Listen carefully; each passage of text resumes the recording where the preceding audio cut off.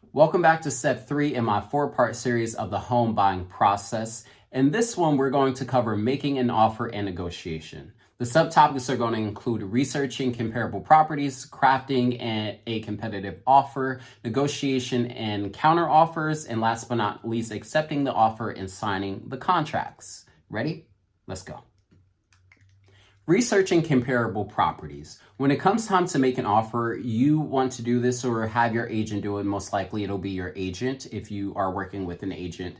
To look at properties within a half a mile up to a mile from the property that you're researching. And you want this property to be almost exact to what you're looking for. So if it's a 3-bedroom, you want to look for a 3-bedroom. If it's a condo, it has to be a condo. If it has a patio, you want to look for condos, 3 bedrooms with a patio. You want it to be as close as possible to that property, and you can use that as leverage for why you are submitting the offer that you're submitting. This works specifically well for the buyer because it's something that you can point to as fact. This is what other people have paid for within this market, within this area. So it's less of a challenge when going up against a counter offer from the seller. So make sure you are having your agent do the market research for comparative properties around there so that you can strengthen your offer when it comes time. Next, we have creating a competitive offer. There is no one right way to do this. It's very dynamic depending on where you live, what kind of property that you're looking into.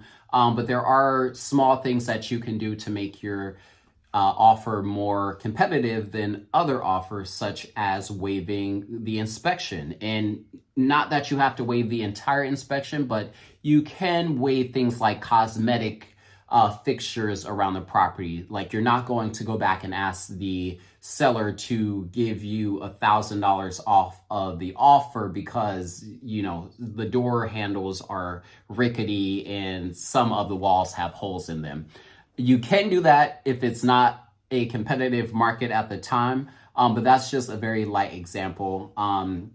Also, if you're paying cash, you can waive the appraisal fee because the appraisal is really only necessary when you're going out to get a loan from a bank. They want to make sure that the property value is what you've paid the seller or offered the seller. So if you're paying cash, you can waive that, which also speeds up the timeline in which you can reach close and in which you can transfer the property from the seller to yourself. The name of the game for writing a competitive offer is making it easiest for the seller as possible. So make sure you're working with your realtor, you're getting creative on the things that the seller's looking for. This is where you cater to the seller in order to win the deal.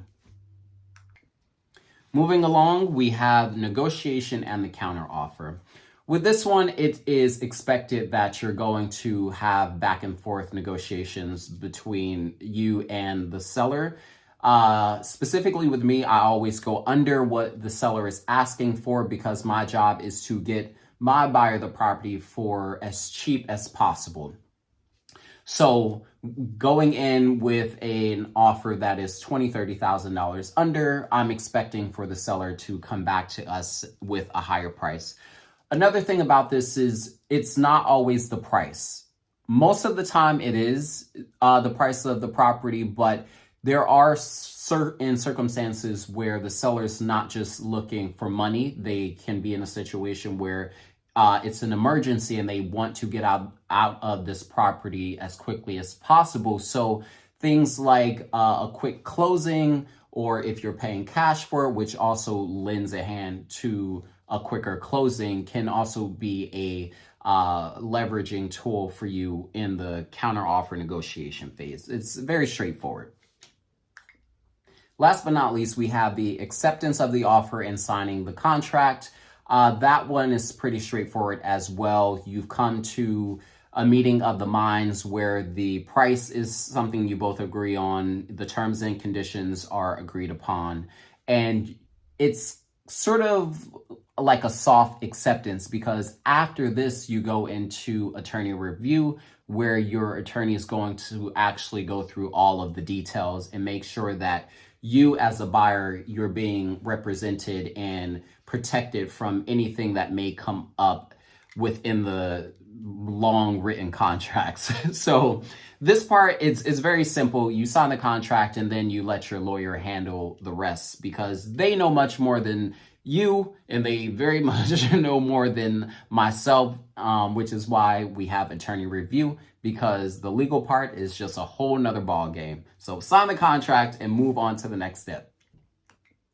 That was part 3 of this 4-step series of the home buying process. If you have any questions about anything that I explained, please feel free to reach out or leave it in the comments below, depending on where you're seeing this video. But stay tuned for part 4, the final part of this series.